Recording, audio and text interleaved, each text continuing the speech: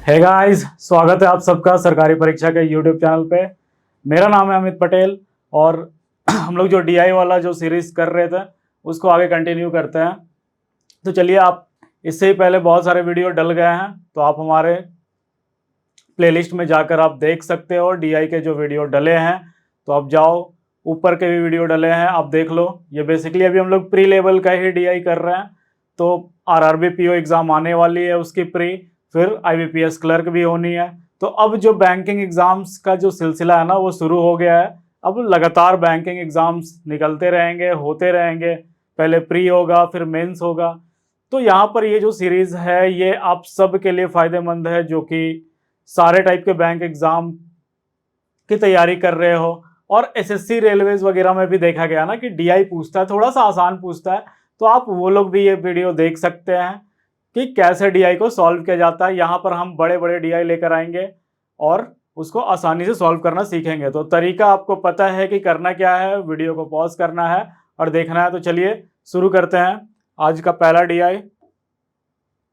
तो ये है हमारा डीआई का सवाल। यहाँ पर आप देख रहे हो कि ये क्या है, एक पाई चार्ट है और साथ में एक टेबल है। दो मतलब ये मिक्स ग्राफ है, पाई और टेबल का। तो सबसे पहले हम इंफॉर्मेशन को पढ़ते हैं। तो ये क्या बोल रहा है, the revenue of cosmetic company by selling A B C D for different product last 2 year is 500 crore. देखो, ये जो आपको दिख रहा है ना डेटा, ये 500 करोड़ का है। ठीक है, 500 करोड़ का है। तो यहां पर ये 2 साल में बेचा गया था 500 करोड़ में। तो ये पाई चार्ट उसी को बता रहा है। The pie chart shows the revenue received by the company by selling this 4 product. ठीक है, ये उसको बता रहा है। और टेबल बता रहा है कि किस साल, ठीक है, कितना बेचा गया। तो यहाँ रेशियो है बेसिकली 2019 में ये जो टोटल निकल कर आया था रेवेन्यू का, तो वहां पर ये रेशियो के फॉर्म में लिखा है कि पी 3:2 रेशियो में बेचा था। तो देखिए, ये ग्राफ जो है ना ये काफी आसान है, प्री लेवल का है, आईबीपीएस क्लर्क। तो ये सब प्री में पूछा जाता है। अगर पीओ की बात करें तो पीओ के प्री में पूछा जाएगा। तो ये काफी आसान लेवल का डीआई है। तो पहले आप क्वेश्चन को समझिए कि वो बोल क्या रहा है।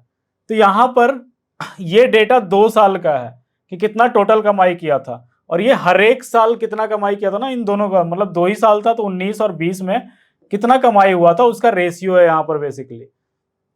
तो देखिए, हम इससे अब सॉल्व करते हैं। पहले इसको सॉल्व कर लेते हैं, 2019 और 20 का रेवेन्यू अलग कर लेते हैं, एक अलग से टेबल बना लेते हैं। उसके बाद हम क्या करेंगे, क्वेश्चन की तरफ जाएंगे और पढ़ेंगे। तो पहले चलिए क्वेश्चन देख लेते हैं कि क्या वो कुछ और तो नहीं निकलवाना चाह रहा। पहला वाला जो सवाल है ये सिर्फ एक टेबल से बन जाएगा 2019 और 20 का डेटा।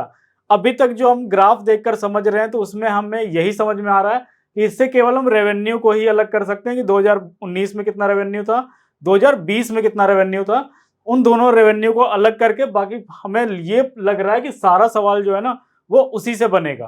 तो आइए पहले पढ़ लेते हैं ये सवाल को। तो यहां पर ये पहला सवाल है, ये बोल रहा है which of the following expression is correct regarding the revenue product in 2 different years.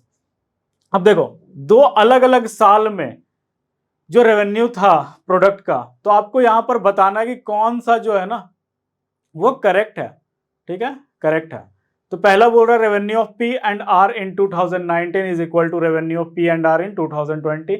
मतलब यहां सिंपली समझ में आ गया कि ये यहां बस आप रेवेन्यू अलग अलग निकाल दो, फिर उसी टेबल से सारा क्वेश्चन सॉल्व होगा। तो आइए पहले हम वो टेबल बनाते हैं, कैसे बनाएंगे। तो देखिए, हमें प्रोडक्ट पता है, पी है, क्यू है, आर है और एस है। ये 4 प्रोडक्ट यहां पर गिवन था। अब यहां रेशियो हमें पता था, पी के पास कितना रेशियो है 3:2 का, यहां पर कितना रेशियो है 3:7 का, यहां पर कितना रेशियो है 9:11 का, और फिर 1:4 का। अब देखो, हम यहां क्या लिख रहे हैं, यहां पर 2019 में होने वाले रेवेन्यू के बारे में लिख रहे हैं, और इस वाले में लिखेंगे 2020 में होने वाले रेवेन्यू के बारे में। ठीक है, अब देखो पी टोटल 2 साल में कितना कमाई किया था। तो पी जो है ना वो 20% कमाई किया था, 500 करोड़ का 20%। तो 500 करोड़ का 20% कितना हो जाएगा? तो 500 करोड़ का 20% हो जाता है 100। ठीक है, समझ में आ रहा है? यहां पर आप 500 लिखोगे गुने 20/100, ये 2020 कट गया, यहां से आ गया 100। ठीक है, तो ये सब मतलब पहले से दिमाग में ही कैलकुलेट करना होता है। इसके लिए ये नहीं कि आपको पेपर पेन उठाना पड़ जाए, या आपको दिमाग में ही कैलकुलेट करना है। इवन रेशियो वाला पार्ट भी दिमाग में कैलकुलेट करना है। अब देखो 100 को 5 हिस्सों में बांटा गया, क्योंकि यहाँ रेशियो 3:2 था। 5 हिस्सों में अगर बांटेंगे तो 20-20-20 आएगा। तो 2019 में अगर 3 था तो ये कितना हो जाएगा? 60, और ये कितना हो जाएगा? 40। हमने इसका रेवेन्यू लिख लिया। यहाँ पर ये सारा रेवेन्यू करोड़ में है, तो करोड़ लिखना उतना जरूरी भी नहीं है। ये 3:7 में बटा है, पर क्यू 25%, ठीक है, किसका? 500 करोड़ का। तो 500 करोड़ का 25% कितना हो जाएगा? 125 करोड़। ठीक है, मतलब ये क्या लिखा हुआ है? 125 करोड़। अब 125 करोड़ को अगर 10 हिस्सों में बांटेंगे तो 12.5 होगा। 3 से मल्टीप्लाई कर देंगे अगर उसे, तो कितना हो जाएगा? ये हो जाएगा 37.5। और अगर 7 से मल्टीप्लाई कर देते हैं तो 87.5। अब यहां आर जो है, तो आर आपको दिख रहा होगा कि ये 40% है। तो 20% अगर 100 था तो 40% कितना हो जाएगा? 200। अब 200 को यहां पर 20 हिस्सों में बांटा है, मतलब कि 10-10-10, तो ये वाला पार्ट मेरा हो जाएगा 90, ये हो जाएगा 110। अब एस वाला पार्ट जो है ना, ये 15 है। 500 का 10% होता है 50, और 50 का आधा कर देंगे 25, तो 15% कितना हो जाएगा? 75। ठीक है, 75 करोड़। अब 75 करोड़ जो है ना, वो 1:4 रेशियो में बटा है, मतलब कि 5 हिस्सों में बांटेंगे उसको। तो 75 को 5 हिस्सों में बांटे तो 15, तो पहला हिस्सा क्या हो जाएगा? 15, दूसरा हिस्सा हो जाएगा 60। हमने बना लिया है यहां पर टेबल, वो टेबल जिस टेबल से हम सारा क्वेश्चन सॉल्व कर सकते हैं। अब देखो यहां बोल रहा है कि revenue of P and R in 2019। देखो पी और आर का रेवेन्यू 2019 में 90 और 60 कितना होता है? 150। Revenue of P and R in 2020, इन दोनों का 20 वाला भी देख लेते हैं, तो ये भी 150। मतलब क्या ये बराबर है? तो ये वाला मेरा सही हो जाएगा। अब देखो यहां ऑप्शन ई में क्या है ना, कि 1 and 4 बोथ भी दिया हुआ है, दिख रहा है यहां पे ये वाला पार्ट। तो हम अब, क्योंकि हमें पता है कि बी और सी सही हो नहीं सकता। क्यों नहीं सही हो सकता? क्योंकि हमने 1 को सही कर दिया है। अब चौथे वाले ऑप्शन की तरफ देख लेते हैं, क्या मेरा चौथा ऑप्शन सही है? तो देखिए, revenue of Q and R in 2019। देखो 2019 में क्यू और आर का रेवेन्यू जो है ना, वो 127.5 होगा। और revenue of P and S in 2020, ये है पी 40, ये है एस 60। 40 और 60 100 ही होता है, ये बड़ा है, हाँ बिल्कुल बड़ा है। तो मेरा ऑप्शन ई जो है वो सही हो जाएगा इस वाले सवाल के लिए। ठीक है, तो हम यहाँ पर ई को टिक करेंगे और अगले सवाल की तरफ बढ़ जाएंगे। देखो ये सब डीआई के सवाल में ना, आप एक साफ पेज में ही बनाया करो, और ऐसे मिक्स डीआई या फिर केसलेट डीआई वाले सवाल में ये टेबल एक साफ पेज में बना हो ना, आपने एक बार बना लिया, सारे क्वेश्चन बन जाएंगे इससे। तो देखो मैंने आपको पहले वाले वीडियोस में ही बताया था कि अब हम उस वाले पार्ट में बढ़ जाएंगे जहां पर हर एक पार्ट का यूज होगा। मतलब आपने पहले क्वेश्चन में जो सॉल्व किया, अब आगे हर एक क्वेश्चन में उसका यूज होते जाएगा। तो हमेशा डीआई साफ पन्ने में बनाना चाहिए, ये नहीं कि आप इधर उधर बना रहे हो। एक पेज ले लो साफ, ठीक है, एग्जामिनेशन में आपको जितना रफ सेट मांगो ना उतना मिल जाता है। तो कोशिश करो कि साफ वाले पार्ट में ही बने, जहां आपको डेटा कहां कहां आपने मेंशन किया वो साफ साफ दिखे। तो देखिए अगला सवाल देख लेते हैं इसका।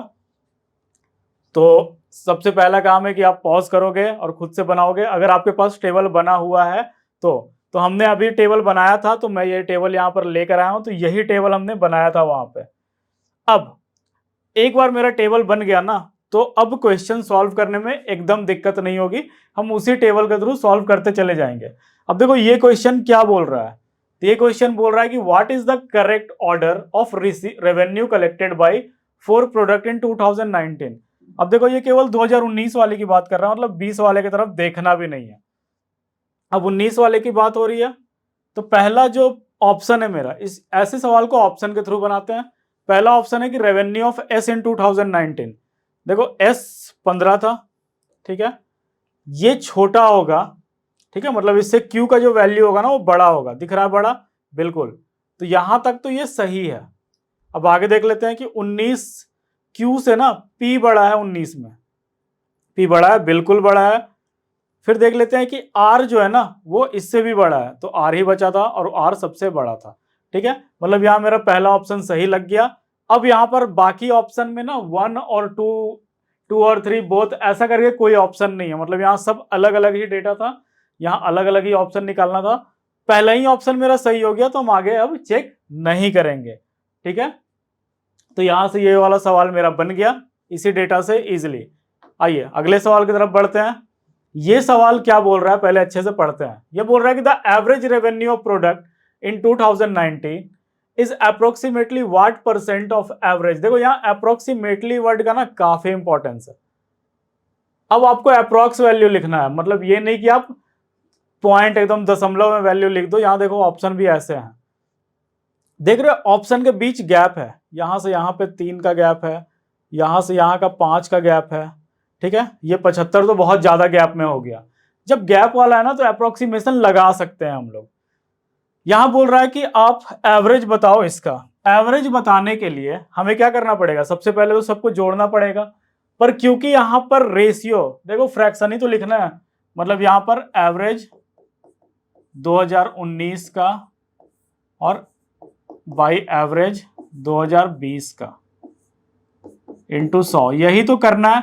मतलब कि अगर आप इसका सम डिवाइडेड बाई 5 हो जाता है एवरेज, इसका भी सम डिवाइडेड बाई 5 या 4 जितना भी यहां पर है, अगर यहां 4 है तो डिवाइडेड बाई 4 कर देंगे। तो देखो अगर हमें डिवाइडेड बाई 4 ही करना है दोनों में तो वो पार्ट तो कट जाएगा, मतलब हम सिंपल एवरेज निकालेंगे भी नहीं, ठीक है। हम सिंपल सम के थ्रू भी निकाल सकते हैं क्योंकि बाई 4 कट जाएगा, तो एक्स्ट्रा मेहनत क्यों करना। आइए इसको ऐड कर लेते हैं, तो इसको जल्दी से ऐड करेंगे। देखो 60 30 90 90 90 180 180 और 15 180 और 10 कर लो तो 190 और ये क्या 200, तो यहां से आंसर आ गया इसका 202.5। सिमिलरली इसको भी ऐड कर दो, ये हो गया 170 210 और ये 297.5। अब देखो अप्रोक्सीमेटली वर्ड जब यूज किया ना तो हमें सिंपल लिखना क्या था, हमें लिखना था कि 202.5 डिवाइडेड बाई 297.5 गुने 100, ठीक है, यही लिखना था।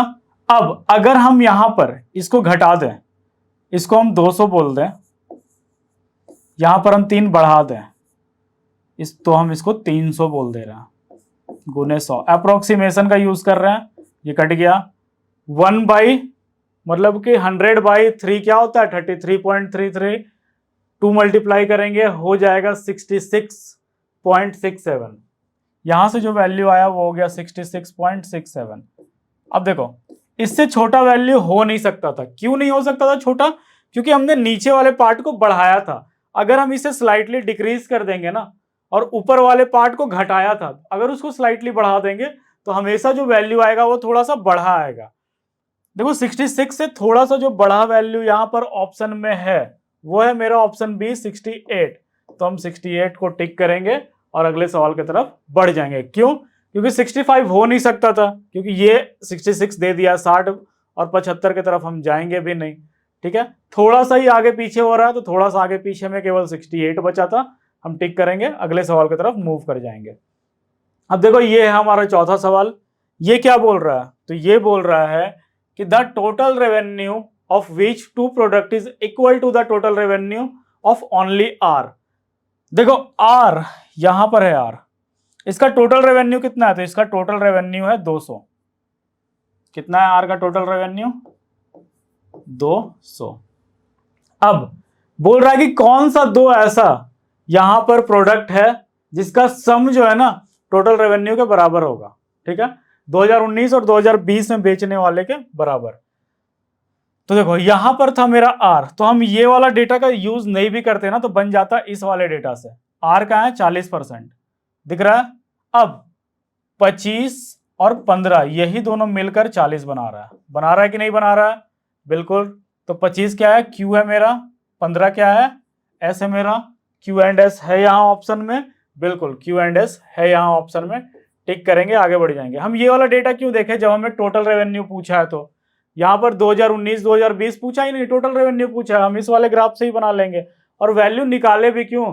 परसेंट से ही हम बना, जब यहाँ बन जा रहा है ये 40% है, इसके बराबर कौन सा होगा? तो देखो केवल यही दोनों मिलकर 40% बना रहा है, तो मतलब पी क्यू और एस जो है वो बराबर होगा किसके? आर के।